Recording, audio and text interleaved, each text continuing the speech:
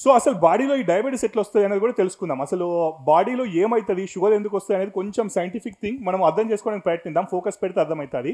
మనము తిన్నాక డైజెషన్ అవుతుంది. డైజెషన్ తర్వాత మీరు రైస్, చపాతి, ఇడ్లీ, దోశ, వడ ఏమైనా కావచ్చు తింటారు. తిన్నాక డైజెషన్ అయింది. డైజెషన్ అయిన తర్వాత బ్లడ్ లోపలికి గ్లూకోజ్ రిలీజ్ అవుతుంది. గ్లూకోజ్ అన్నా షుగర్ అన్నా నార్మల్ లాంగ్వేజ్లో సేమ్. ఈ గ్లూకోజ్ అనేది మనకు ఎనర్జీ సోర్స్. అంటే మనం ఏం చేయాలన్నా మనకు ఎనర్జీ కావాలా, ఇది గ్లూకోజ్ నుంచే వస్తుంది. ఓకే, సో ఆ గ్లూకోజ్ అనేది ఇప్పుడు ఇక్కడ గ్లూకోజ్ అనేది డైజెషన్ తర్వాత బ్లడ్లో ఉంది. బ్లడ్ నుంచి సెల్ లోపలికి పోవాలి. మన బాడీలో మిలియన్స్ ఆఫ్ సెల్స్ ఉంటాయి, తెలుగులో కణము అంటాం.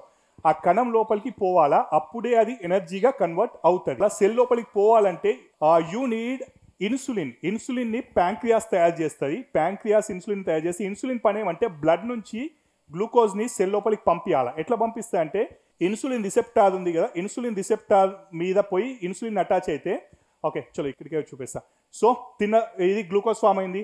ఇన్సులిన్ ప్యాంక్రియాస్ తయారు చేసింది. ఈ ఇన్సులిన్ పోయి ఇన్సులిన్ రిసెప్టార్ మీద అటాచ్ కావాలా, అప్పుడు గ్లూకోజ్ గేట్ ఓపెన్ అయ్యి గ్లూకోజ్ లోపలికి వస్తుంది. అది ఎనర్జీగా కన్వర్ట్ అవుతుంది. ఇది నార్మల్గా జరుగుతుంది.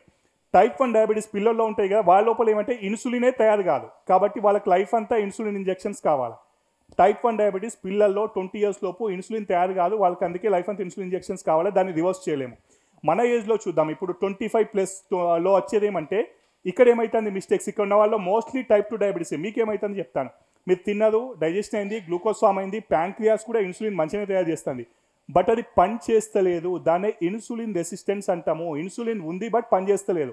ఎందుకు పని చేస్తలేదంటే ఇన్సేపు చెప్పిన స్టోరీయే. డైట్ బాగాలేదో, వైట్ రైస్ ఎక్కువ ఉందో, బిర్యానీలు ఉన్నాయో, పిజ్జాలో, బర్గర్లో, ఎక్సర్సైజ్ లేదో, స్ట్రెస్ ఉందో, స్లీప్ బాగాలేదో, దీనివల్ల ఇన్సులిన్ ఉన్నా పని చేస్తలేదు.